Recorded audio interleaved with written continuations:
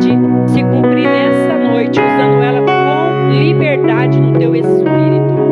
Nós te louvamos, te agradecemos, estamos aqui para te ouvir. Em nome de Jesus, nós oramos e agradecemos. Amém, aleluia.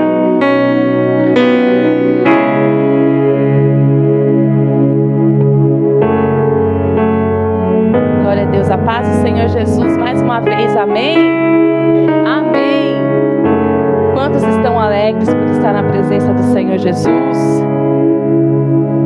Na presença de Deus, irmãos, não tem como ficar triste, né? A palavra do Senhor diz que até a tristeza, ela salta de alegria na presença do Senhor Jesus. Então, aonde Deus ele se faz presente, alguma coisa acontece. Uns falam que tem que acontecer. Se Deus quiser, vai acontecer. Se não quiser naquele tempo, não vai. Quem determina o tempo é Ele. E eu estou muito grata a Deus por estar aqui. E só foi confirmação daquilo que Deus colocou no meu coração. A diaconisa André entrou em contato comigo. Quinta, né, André? Quinta-feira. E quando eu vi a mensagem dela, estava assim. Estava um áudio, eu não conseguia ouvir, porque estava trabalhando, né? E cliente fala demais, né, irmã? Mulher, meu Deus, você trabalha no salão, você não consegue nem falar, que a cliente já corta você, já fala o que ela quer falar, e você vai dar a resposta, ela já está cortando você de novo. E quando eu vi o áudio da André, eu falei, ai, senhora, aconteceu alguma coisa? E aí embaixo ela colocou assim, Kelly, por acaso você está escalada esse mês para ministrar? Aí a minha cliente é cristã, eu falei assim, se a André está achando que eu vou pregar quarta-feira, eu não vou não. Aí ela falou assim, sério? Eu falei, eu tô achando, porque a pastora Lídia está escalada esse mês, eu acho que deu um embolo. Mas na hora que ela falou com tanto carinho, com esse jeitinho dela, eu falei, amém, André, eu te ajudo, vou pregar assim. Só que assim, com algumas ministrações que Deus vem falando, Deus usou a vida do presbítero Edgar, do pastor Murilo, do pastor Renato, Deus havia colocado uma mensagem no meu coração. E eu falei, Senhor, eu vou começar a estudar sobre isso. E quando a diaconisa Andréia falou, eu falei, eu vou estudar sobre isso. E nós que trabalhamos com salão, chega nesse final de mês, irmãos, a gente só respira para dormir, né, pastora Lídia? Só. E levanta respirando, graças a Deus, para trabalhar. E eu falei assim, Senhor, tem de misericórdia. E ela falou, Kelly, vai ser um culto de gratidão, mas aquilo que Deus colocar no teu coração. E estava aqui no culto de domingo, se eu não me engano. E aí Deus me levou no Salmo 116. E acho que 2 ou 3 pessoas falaram esse versículo aqui. Abra sua Bíblia em Salmos 116. Como eu falei para os irmãos, os dias foram muito corridos. Eu até cheguei a pensar em ligar para o pastor Renato. Falar, pastor Renato, assume a tribuna. Mas esse salmo, não tem como você rejeitar a oportunidade que Deus te dá quando você lê esse salmo. Não tem como você dizer não para Deus, não para aquilo que Deus colocou no seu coração, independente de qualquer coisa. E Deus me deu isso aqui, eu falei, Senhor, nem que eu tenha que ler o caderno inteiro, mas eu vou falar aquilo que o Senhor colocou no meu coração. Então, Salmos 116, versos 12, diz assim: que darei eu ao Senhor por todos os benefícios que me tem feito? Você pode se assentar neste momento. O que daremos ao Senhor por tudo o que Ele tem nos feito? Não é pela metade, mas é por tudo o que o Senhor tem nos feito. Esse salmo, o livro de Salmos, ele está integrado nos livros poéticos. Eu ia falar profético, mas não é, os livros poéticos. E nós não falamos capítulos, nós não falamos versículos, porque ele é um livro poético, é um livro de oração, de adoração. Então ele é um salmo. E o livro dos Salmos, ele era usado pelo povo de Israel para adoração, ele era cantado, os salmos eram cantados. Então por isso que nós não chamamos ele de livro de capítulos, de versículos, porque é um livro de adoração a Deus, é um livro de agradecimento a Deus.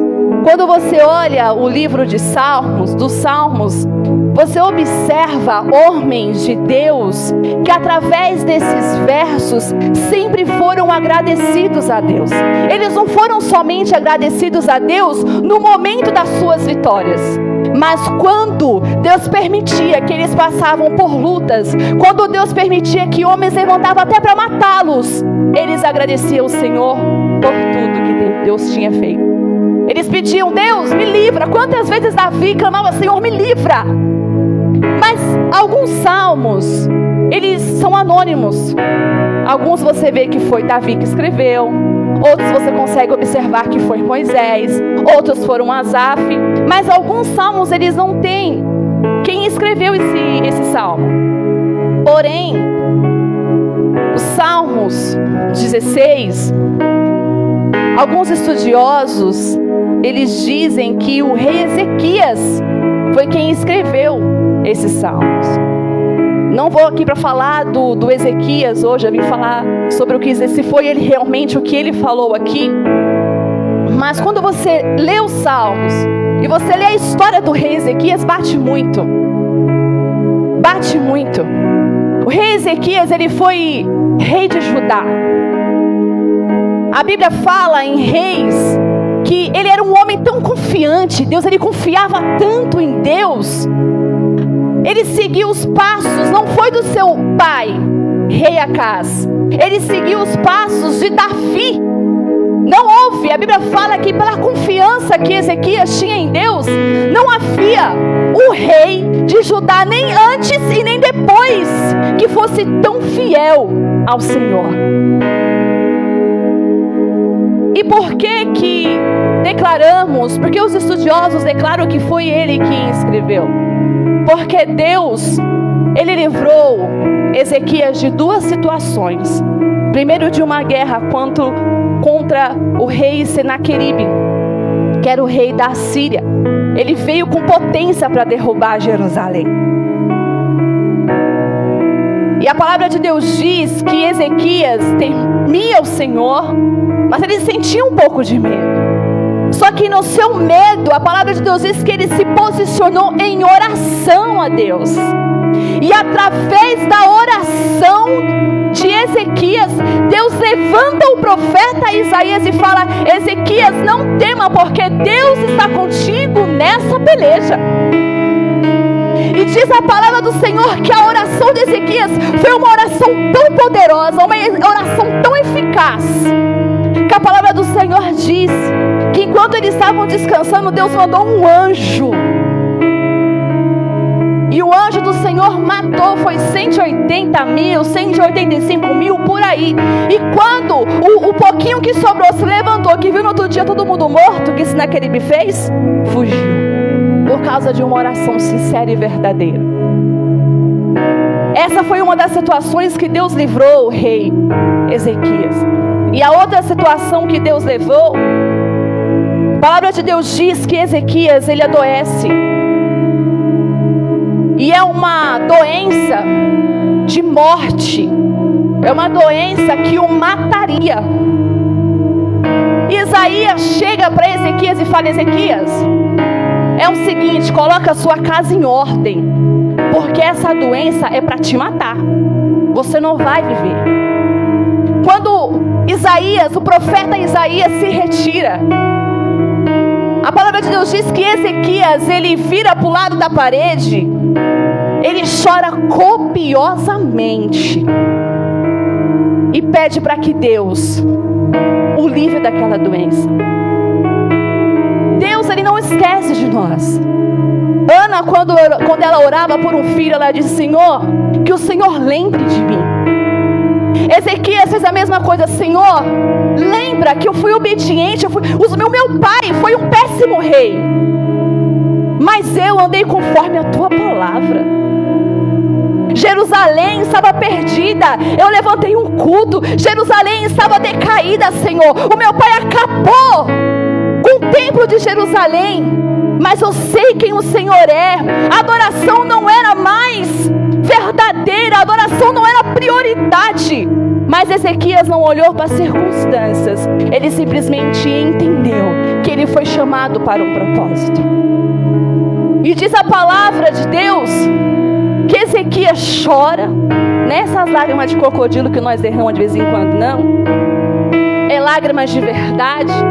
E diz a palavra de Deus que Isaías, no meio do caminho, o Senhor fala: Isaías, volta lá e fala para Ezequias que eu ouvi a sua oração, e mais 15 anos eu acrescentarei na sua vida. Não tem como, meu querido, eu olhar para uma promessa. Não tem como eu olhar para um rei como esse, que viveu uma promessa de Deus, e não declarar: o que darei eu ao Senhor por todos? Inclinou para mim os seus ouvidos, portanto invocá-lo-ei enquanto eu viver. Mas antes de nós falarmos sobre os benefícios que o Senhor tem nos feito, eu quero falar com você um pouquinho o que é a gratidão e o que é a ingratidão. O que é a gratidão? Primeiro, uma pessoa grata é uma virtude. Porque hoje em dia você encontrar pessoas que são gratas de verdade, eu não estou falando de mentira, gratas de verdade, é porque essa pessoa tem uma virtude moral. Mas o que seria a gratidão? Reconhecimento por um benefício recebido. Quando eu sou grata, eu reconheço que eu fui beneficiada e eu sou agradecida por aquele benefício. E a ingratidão é ao contrário. A pessoa, ela recebe, mas ela não reconhece, e isso se torna ingratidão. E eu estava ali estudando um pouquinho sobre a ingratidão, e alguns estudiosos,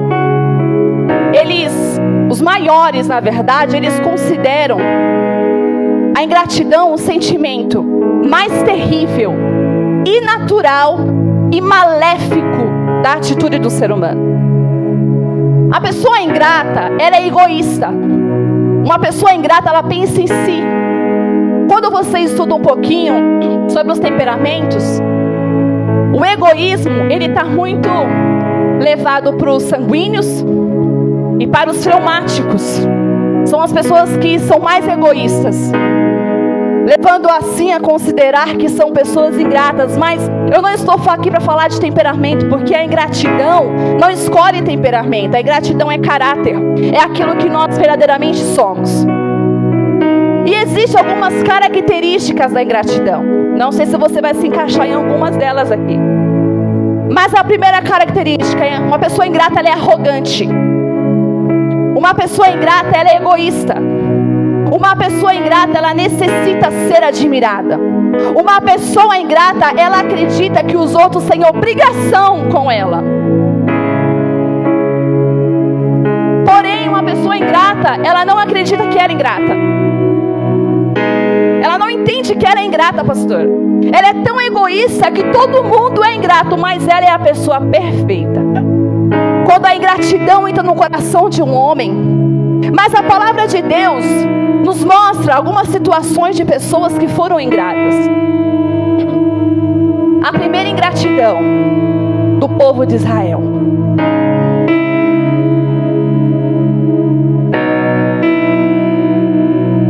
Fala assim comigo: um coração ingrato não reconhece as bênçãos de Deus.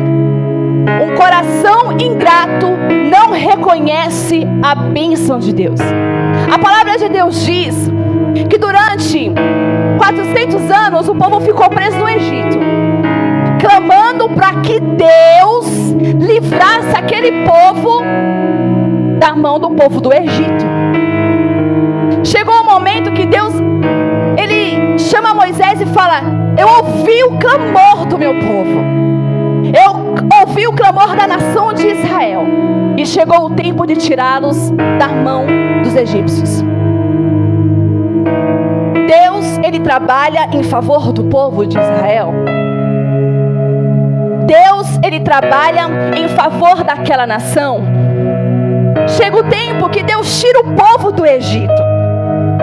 Quando o povo chega que eles veem um mar vermelho, que eles veem que não tem para onde passar, já começa a murmurar desde aí. A palavra de Deus diz que Moisés clama ao Senhor. Deus ordena que Moisés toque nas águas. O mar se abre e a Bíblia fala que o mar se converteu em terra seca e passaram o rio a pé. Ó, o livramento do Senhor sobre o povo de Israel. Quando o povo chega no deserto, o povo começa a reclamar. Povo ingrato. Vocês acham que o Egito não era o pior lugar para o povo de Israel estar? Você acha que Deus ia tirar eles do pior para colocar no pior? Irmãos, quando Deus tira o pior de nós, é porque Deus quer colocar o melhor para nós. Deus jamais escolheu para nós o pior. E diz a palavra de Deus que quando o povo chega no Egito, o povo tem sede, o povo tem fome. O que Deus faz? Deus manda água, Deus manda o maná. Deus manda água, Deus manda o maná. Deus manda o maná e o povo continua o quê? Reclamando de tudo. A palavra de Deus diz que conforme os anos iam passando, os seus calçados cresciam conforme os seus pés. As suas roupas não envelheciam, cresciam conforme o seu corpo. Deus, Ele sempre tem a provisão. Mas sabe o que acontece? Um coração ingrato não reconhece as bênçãos do Senhor. Nós temos também, fala comigo desse momento, o coração ingrato é sem misericórdia. É sem misericórdia. Nós temos em Mateus 18 um servo ingrato. O rei, ele vai prestar conta para os seus servos. Os servos estão devendo. Chega um que ele é apresentado devendo 10.000 talentos.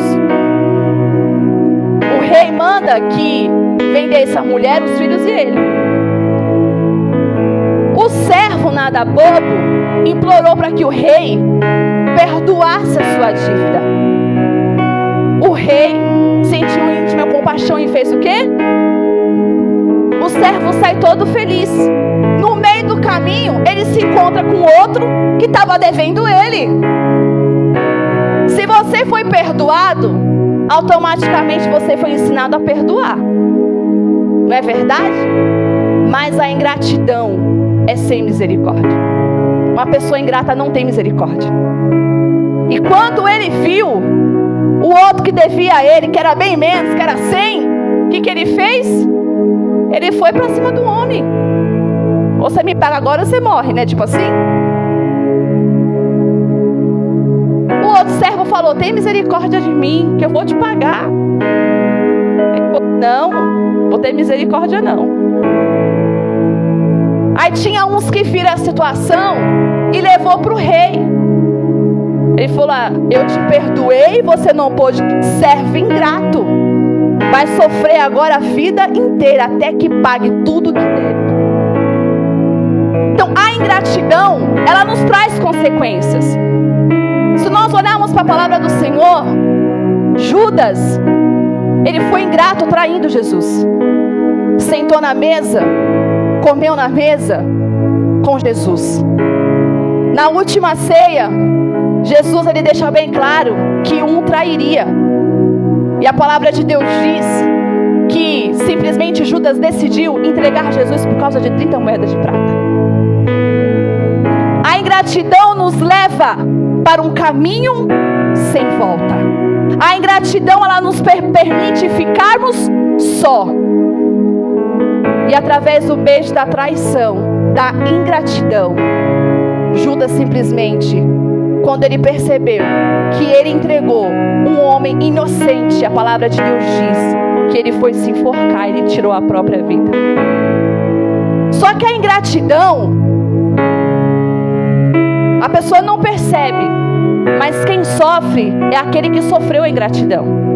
Porque você imagina você fazer tudo por alguém, você às vezes tirar do seu próprio corpo para dar, você deixar de comer para oferecer, e é o primeiro a virar as costas para você. A ingratidão na outra pessoa, ela traz a depressão. Ela traz a pessoa se sente totalmente frustrada. Totalmente frustrada. E o ingrato está achando que está tudo bem para ele. Mas a ingratidão, ela traz as consequências. O povo de Israel teve que perecer, foi 40 anos no deserto. O servo infiel, o servo ingrato, ele teve que ser atormentado até pagar a dívida. E Judas, ele perdeu a sua salvação. Então a ingratidão, ela nos traz graves consequências. Mas quando nós temos um coração grato, como esse salmista teve um coração entregue, que ele entendeu que Deus, a Bíblia fala que as bênçãos do Senhor não acrescentam dores. As bênçãos do Senhor, ela é benefício para as nossas vidas.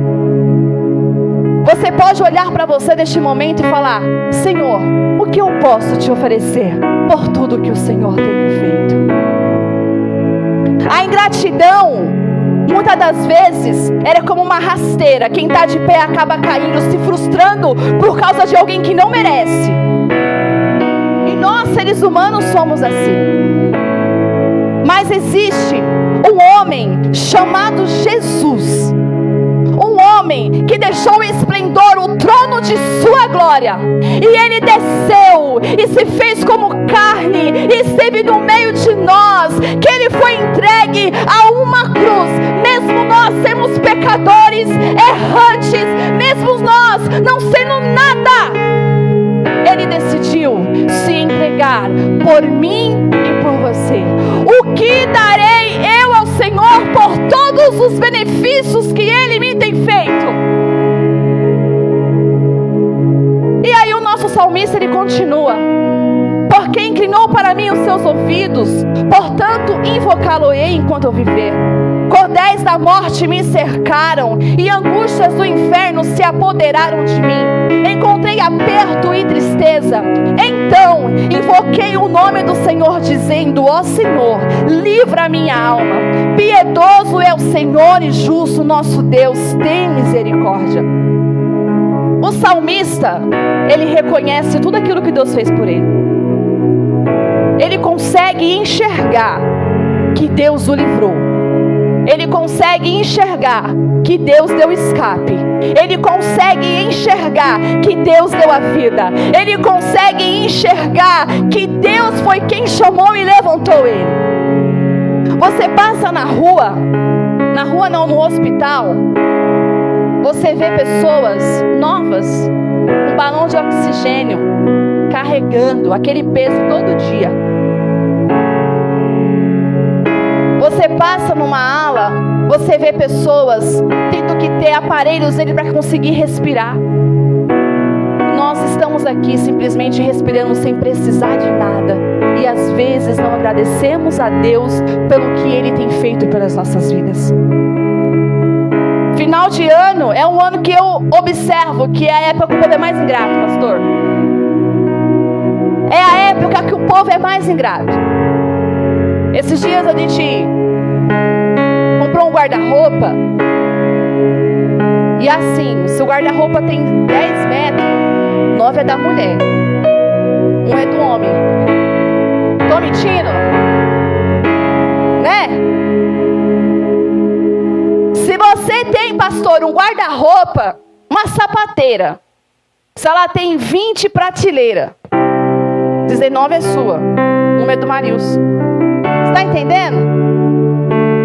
E aí o Naldinho, só que eu não sou de reclamar de roupa não. Ele falou que eu sou, eu falei, não sei onde. Ele falou, você não vai dar roupa não? Eu falei, não, eu uso tudo que tem aí. Ele falou, só mesmo você com a mesma roupa, Kelly, como que você usa tudo isso aqui? Esse monte de sapato, eu falei, eu não vou dar meu sapato. Cris, pode abençoar eu, tá? Essa aí me abençoou uma época, não de sapato não. Eu falei, não interessa se eu uso um, é tudo meu. Falei pra ele. E chega nessa época, irmão, a gente abre o guarda-roupa, o que a gente fala? Não tem roupa. E mentira, tem roupa, só não quer aquela, mas tem roupa. Aí no final do ano, o abençoado começa a reclamar. Ele gastou o dinheiro, o 10º dele está comprometido, Andréia. Ele comprou, quem comprometeu o 10º dele? Foi ele? Às vezes a mulher, né, pastora Rosângela? E aí ele reclama que não tem roupa. Não tem, pastor, não tem roupa para ir. Como vou passar o Natal? Vou passar o Ano Novo?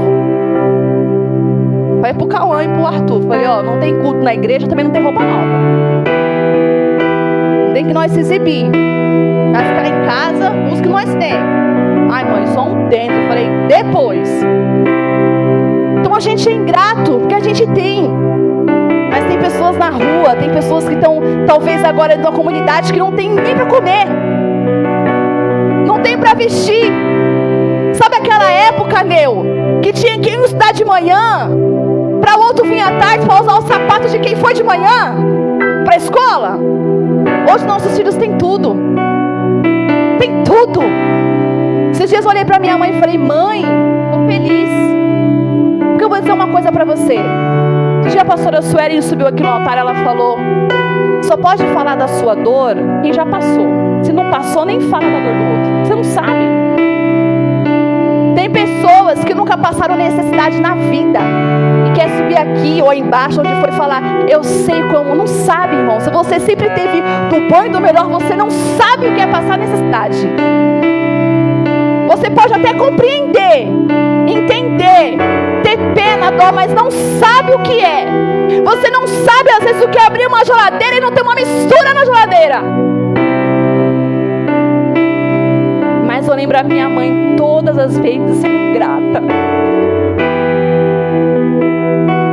Sendo grata a Deus. Porque não tínhamos o que comer, mas tínhamos fôlego de vida. Eu lembro todas as vezes, graças a Deus que lá em casa todo mundo é magro, né?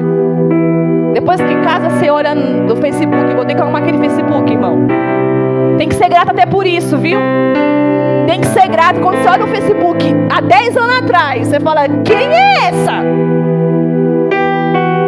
Né, Suelen? Eu falo, Senhor, obrigado por uns quilinhos a mais, Jesus, né? Muito mais obrigado. Deus é maravilhoso, Deus é bom demais. O que darei ao Senhor pelas gordurinhas que Ele me deu? Aleluia!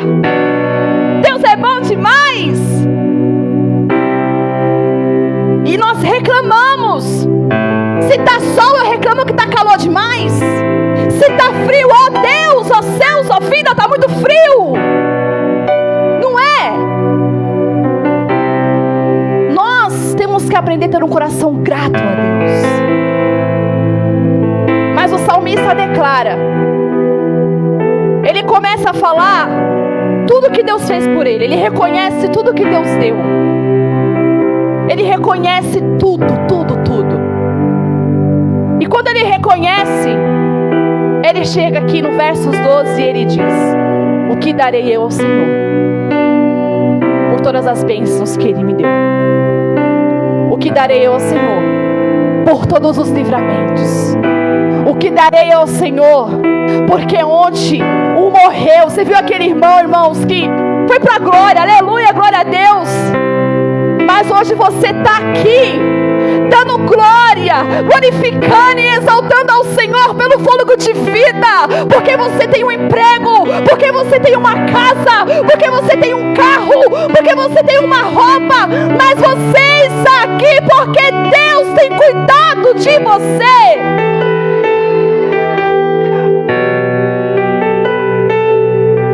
Acho que foi ontem que eu vi o pastor Renato postando lá da bênção que Deus deu, de hoje ele está aqui. E passou por uma Covid, mas está respirando. Voltou, mas assim, né? Doido e nós doidos junto. Não é verdade? Quantas pessoas, pastora Luana, lembro do vídeo até hoje, ela saindo do hospital naquela cadeira de roda, e hoje com esse sorriso maravilhoso aqui, para dizer que Deus é bom, aleluia! Pastora mas Deus é bom. Tu tá esquecendo, tu falou. Ela fala, não fala, irmãos, que ela esquece aqui. A outra ela esqueceu também. Eu fui ler a palavra, irmãos, eu tive que ler umas 10 vezes, não estava lembrando que eu tinha lido. Não estava, pastora. Se eu tivesse aproveitado a minha adolescência, comido esse livro aqui, não tinha esquecido hoje não. Aí o tempo passa, fica velha, vai esquecendo. Mas Deus é bom. Mas o salmista, ele fala, o que darei eu ao Senhor? Quando chega no versos 13, ele diz, tomarei o cálice da salvação. Na verdade ele quer dizer, eu erguerei o cálice. O cálice naquela época era colocado vinho. Vinho significa alegria. Então ele diz, o que darei ao Senhor? Eu erguerei o cálice, eu comemorarei, eu celebrarei os livramentos que Deus me deu. Eu vou celebrar aquele que me salvou, aquele que me livrou, aquele que me chamou.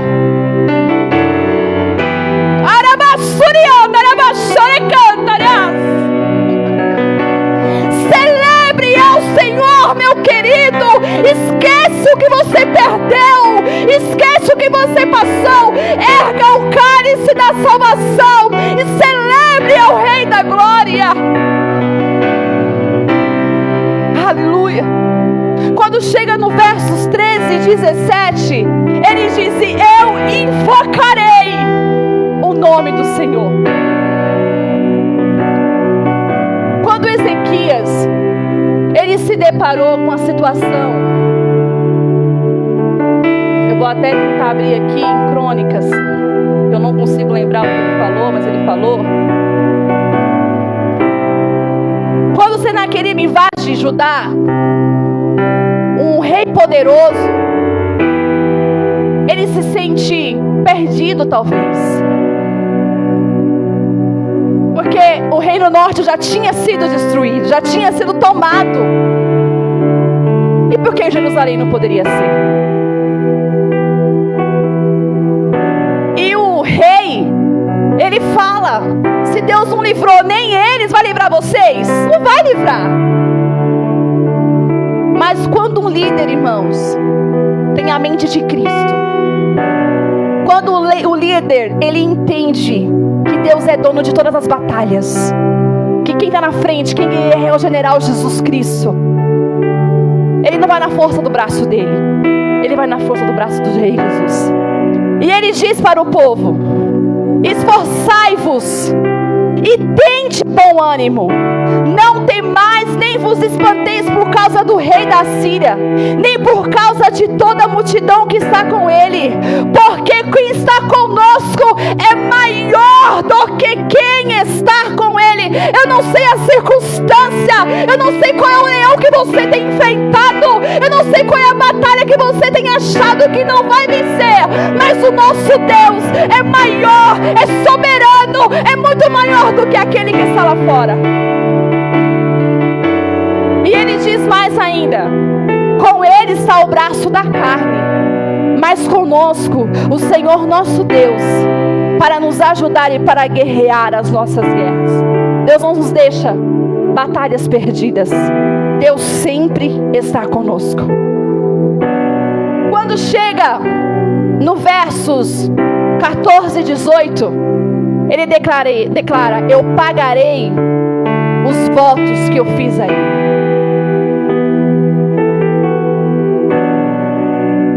Vai virar 2023 para 2024. Você vai fazer um monte de voto. Tô mentindo? Ó Jesus. Foi o pastor Renato que eu ia ler a Bíblia toda. Eu não consegui tudo até o final do ano. Mas eu terminei o Antigo Testamento, hein, pastorzão? Quero que até março eu termino o novo. Antes ainda. E a gente sai prometendo para Deus. A Tânia veio aqui, né? A Tânia falou, irmãos, eu vou melhorar. Mas se eu não melhorar, melhora vocês. Então a gente começa a querer dizer para Deus o que a gente quer ser, o que vai fazer, o que vai... E faz uma... Aí chega 2024, dezembro, pastorzão, Jesus não conseguiu cumprir de novo. Mas o salmista fala: eu vou cumprir os votos que eu fiz ao Senhor, porque Ele foi fiel comigo até o fim. Mesmo que sejamos infiéis, Ele é fiel porque Ele vela pela palavra dEle. Mas está na hora de começar por mim, tomarmos vergonha na nossa cara e começar a assumir o nosso papel de crente. Está na hora de nós tomarmos vergonha na nossa cara e quando dizer para Deus eu vou, é ir, não voltar atrás. Está na hora da gente se levantar e dizer: Senhor, eu sei, ó Pai, que com a força do meu braço eu não posso, mas como diz o salmista, eu olharei para os montes, de onde me virá o meu socorro. O meu socorro vem do Senhor que fez os céus e a terra. O que darei eu ao Senhor por todos os benefícios que Ele me tem feito? Cumpra com o seu voto. Cumpra com aquilo que Deus te chamou para fazer. Cumpra para ser aquilo que Deus quer que você seja. Chega no verso 17, ele diz: e eu vou oferecer sacrifícios de louvor ao Senhor. Irmãos, às vezes a nossa irmã Maria Ruas falou aqui, não trouxe nem Bíblia, que eu vim direto do serviço. E eu olho para essa bichinha aí, vou te contar, não tem tempo ruim mesmo para ela não, viu? Não tem, bem cansada. Vem, irmãos. Mas às vezes a gente chega, o nosso corpo tão cansado, físico. Sabe, pastora Suelen, que nem para levantar a mão a gente consegue, porque o físico às vezes está tão destruído, trabalhou o dia inteiro. Quem é dono de empresa com a mente, chega no final do ano agora, é décimo que tem que pagar para funcionário. Chega no final do ano agora, tem que dar conta de tudo. É difícil às vezes, é claro que é difícil. Mas quando chega um indivíduo desse na casa do Senhor, e ele entende que se não fosse a graça de Deus sobre a vida dele, ele não teria um emprego. Quando nós vemos uma pessoa como essa, que fala: Senhor, eu tenho uma empresa, mas se não fosse o Senhor sustentar, eu não estaria aqui. E ele chega na casa do Senhor e ergue as suas mãos e fala: Senhor, eu posso estar, sabe, fisicamente quebrado, mas o meu espírito está sedento da tua palavra. Eu quero te louvar. Eu te louvarei, Senhor, de todo o meu coração. Na presença dos deuses a ti eu cantarei louvores. Adore a Ele nessa noite. Erga as suas mãos e seja grato a Ele.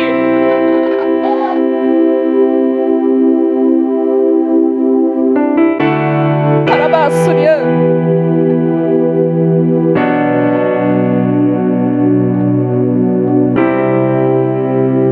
Quando chega no verso 19, é a parte que eu mais gosto. O salmista, ele fala: e na casa do Senhor, nos átrios do Senhor, eu o louvarei. O que darei eu ao Senhor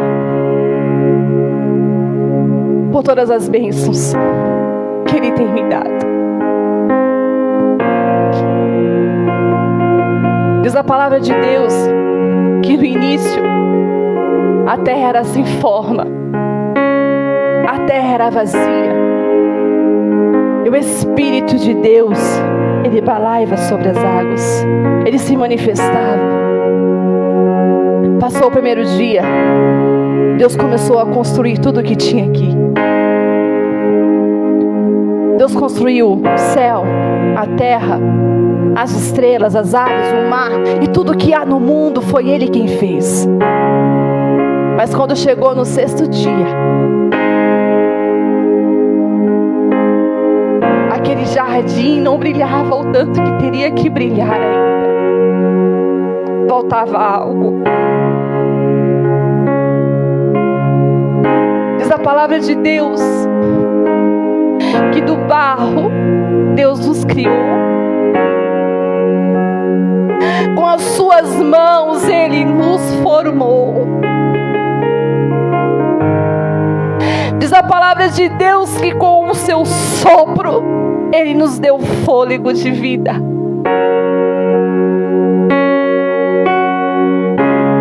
Mesmo ainda Adão foi ingrato, Eva foi e desobedeceu a palavra de Deus. Parece que tudo estava perdido. Satanás achou que tinha vencido.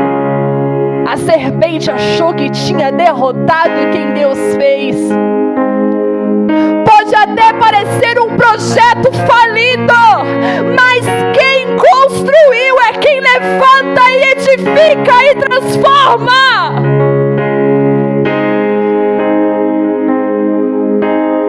Passou-se muito tempo, muitas histórias contadas pela Bíblia, mas havia uma promessa. Isaías declara que viria o Messias, o Emanuel, aquele que salvaria a nação, aquele que traria a redenção, aquele que nos tiraria da escravidão. Veio Jesus através de uma virgem. Veio Jesus através da Virgem Maria, concebida pelo Espírito Santo, que foi grato também. Foi grato. Jesus é o maior exemplo de gratidão que temos. Foi cuspido, irmãos. Foi maltratado. Foi caluniado. Mas quando chegou o dia, subiu no Getsemane, ele disse: Jesus, Deus, afaste de mim este cálice. Mas se eu tiver que cumprir, eu vou cumprir. Apanhou, sofreu, nós sabemos toda a história. Foi pregado numa cruz, por mim e por você. Éramos escravos, hoje nós somos livres. E nós vamos continuar sendo ingratos por tudo que Ele nos fez. Começar a colocar pedra de tropeço em tudo que Deus nos prometeu. Olha o seu chamado, você está enterrando o seu chamado por causa de dinheiro. Você está enterrando o seu chamado por causa da sua obra da carne. Lembra lá quando você se converteu, que você falou: Senhor, eu quero ser um bom pregador, eu vou pregar, eu vou ganhar almas. Hoje eu não sei quanto tempo de evangelho que nós temos e quantas almas ganhamos para Jesus. Lembra lá quando talvez você estava prestes a ser morto, com um tiro na cara, com uma facada, seja com o que for, mas Jesus bradou com salvação. E hoje você está aqui, um coração grato, irmãos. Ele não se importa com as circunstâncias. Fala comigo, um coração grato. Ele não se importa com as circunstâncias. E quem nos demonstra isso com muita fé é o nosso querido amigo Paulo. Paulo, de perseguidor, se torna um perseguido. Paulo, de ingrato, se torna grato. E ele escreve a sua carta aos Filipenses, dizendo: porque já aprendi a contentar-me com o que tenho. Coração grato se contenta com o que tem. Sei estar abatido, sei também ter abundância. Em toda maneira e em todas as coisas estou instruído, tanto a ter fartura como a ter fome, tanto a ter abundância como padecer necessidade. Mas eu posso todas as coisas naquele que me fortalece. Um coração grato se contenta com aquilo que Deus preparou para nós. versículo 19 ele diz: o meu Deus, segundo as suas riquezas, suprirá todas as minhas necessidades em glória. Quando nós somos gratos, não importa a circunstância que você passa, não importa, Ilma, se a cirurgia não foi em dezembro, não importa, Deus está preparando para você o melhor, tenha certeza disso, minha querida. Mas seja grata, porque às vezes o médico liga e fala: a cirurgia não vai sair não. Bate o desespero. Mas um coração grato entende os propósitos de Deus. Um coração grato entende tudo que Deus faz e tudo que Deus fez. Um coração grato sabe que Deus é justo, que mesmo quando ele olha para o justo padecendo e o ímpio crescendo, ele entende que Deus é justo. E ele faz como Abacuque, e ele declara como Abacuque: portanto, ainda que a figueira não floresça, e nem haja fruto na vide, e o produto da oliveira minta, e os campos não produzam mantimentos, as ovelhas amalhadas sejam arrebatadas, e nos currais não haja vacas, eu, todavia, me alegrarei no Senhor, o Deus da minha salvação. Você tem motivos para adorar, você tem motivos para ser grato, você tem motivos. Então, meu querido, abre a sua boca, levante a mão mais alto que você puder e diz: Senhor, o que eu darei a ti por todos os benefícios que o Senhor tem me feito? Seja grato. Seja grato ao Senhor. 1 Tessalonicenses 5,18 diz: em tudo, fala comigo, em tudo, dai graças, porque essa é a vontade de Deus. Eu não sei como que vai ser seu Natal. Eu não sei como vai ser o seu ano novo, Cris. Eu não sei. Não sei como vai ser. Mas seja grato pelo que Deus preparou para você. Tem coisas, irmãos, que acontecem na nossa vida, Grazi, porque muitas vezes somos nós que plantamos. Uma pessoa que planta ingratidão, ela vai colher o quê? Quando você conversa com alguém e alguém te pergunta qual é o pior sentimento, o que você fala? Que o pior sentimento é o quê, pastor? A ingratidão. Porque quem já recebeu a ingratidão sabe a dor que é. É dentro da igreja, é assim, irmão. O pastor cuida, o pastor ama, o pastor abraça, o pastor tira do corpo para dar para a ovelha, o pastor faz. Aí quando a ovelha sente uma tristezinha, ela sai e fala: foi culpa do pastor, o pastor não presta mais. O pastor que amou, o pastor que cobriu, o pastor que ergueu, o pastor que deixou as 99 foi atrás da uma, já não vale mais nada. A ingratidão corrompe a pessoa. A ingratidão nos leva para um caminho sem volta. Nós temos um Pedro que por um momento foi ingrato. Ele negou Jesus 3 vezes. Mas quando ele caiu na real, foi ver o arrependimento. E Jesus, ele conhece o que está aqui dentro. Quando Jesus ressuscita, ele vem para ver seus discípulos. Onde está o Pedro? Está lá da onde Jesus tirou ele. Talvez ele olhou e falou: Senhor, eu fui ingrato e eu sou indigno de fazer o que o Senhor me chamou para fazer. Mas Jesus olha para ele e fala: Pedro, eu te chamei para ser pastor. Eu te chamei para apacentar as minhas ovelhas. Diz o salmista: Senhor, um coração quebrantado e contrito, o Senhor não rejeita. Davi pecou, ele sabia que ele foi ingrato com o que Deus fez na vida dele. Deus tirou ele e trouxe como rei cuidava das ovelhas. Deus tirou ele de lá e colocou ele num palácio. Ele errou e pecou feio. Ele errou e pecou feio. Mas quando você olha para o livro dos Salmos, você não vê homens perfeitos, pastor. Quando você olha para o livro dos Salmos, você não vê homens, meu querido, que eram totalmente perfeitos. Não, você vê homens imperfeitos. E o pior de todo para mim é o Davi.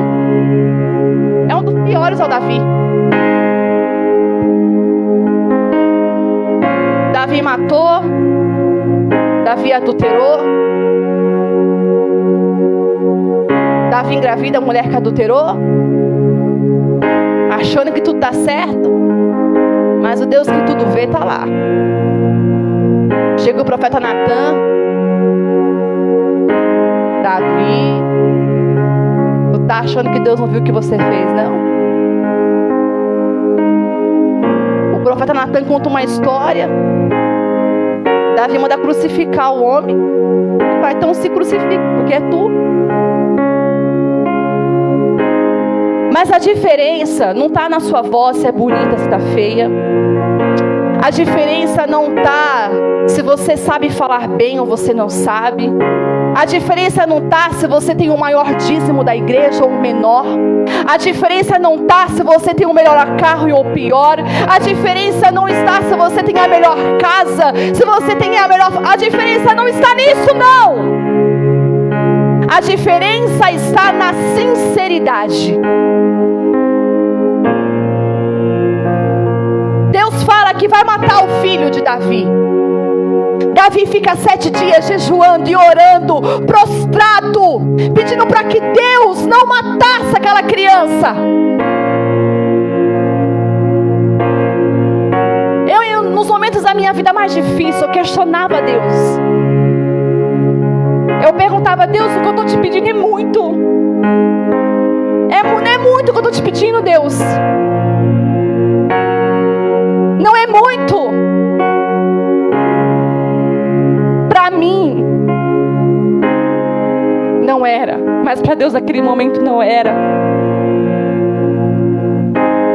Quantas vezes nos revoltamos com aquilo que Deus decidiu fazer? A gente pede para Ele fazer, pastor, mas quando Ele faz, a gente se revolta porque Ele fez. Mas está lá Davi, chega os seus servos e fala: Davi, a criança não sobreviveu. Se é e que faz mais desespero perder um filho, nunca perdi. Eu falo de colo, apesar de tudo que eu já passei, mas pegar uma criança no colo e perder, isso é uma dor de uma mãe que já perdeu. Mas a Bíblia fala que Davi, quando ele sabe da notícia, ele levanta, ele troca as suas vestes, ele raspa seu cabelo, ele arruma o seu cabelo, ele pega a sua coroa, ele ergue a sua cabeça e vai para o templo ser grato a Deus por tudo o que Deus fez para ele. Deus pode te dizer até não, mas o não de Deus é que vai te dar vitória se você ser obediente. E o salmista vai dizer: Senhor, o Senhor pode tirar tudo de mim, mas não retire de mim a tua presença. Meu querido, você pode perder tudo. Você pode não ter o chefe na sua mesa no Natal, você não pode ter a sua camisa branca no Ano Novo, mas a presença de Deus, ela tem que te acompanhar aonde você estiver.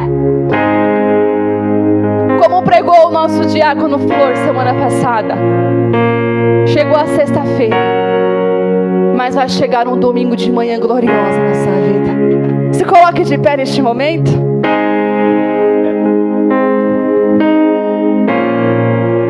Você sabe que o rei Ezequias, por um momento ele foi ingrato. Ele passou um momento de ingratidão. Que diz a palavra de Deus que quando Deus ele dá saúde para o rei Ezequias, o seu coração fica altivo. Ele fica se achando o rei da cocada preta. Aí diz a palavra do Senhor que por um tempo ele reconheceu e voltou para o seu lugar da gratidão. Diaconisa André, eu achei muito propício esse tema para o final de ano. Achei, irmãos, achei.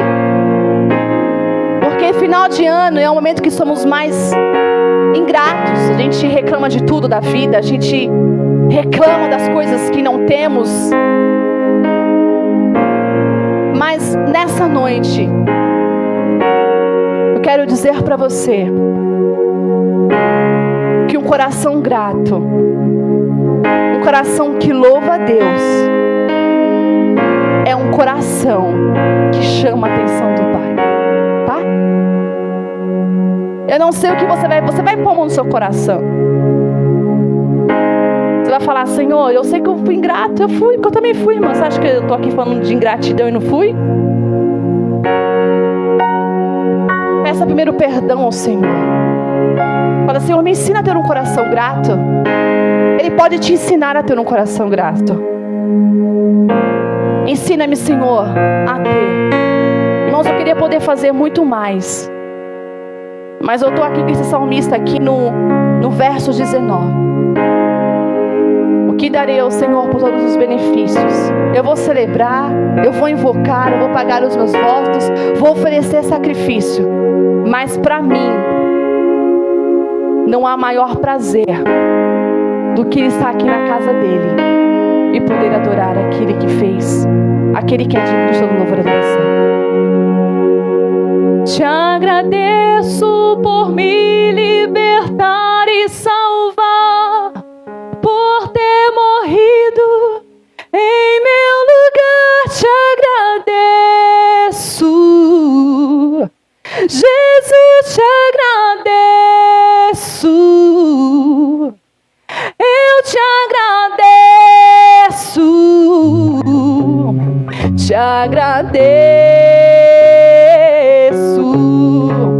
te agradeço por me libertar e salvar, por ter morrido.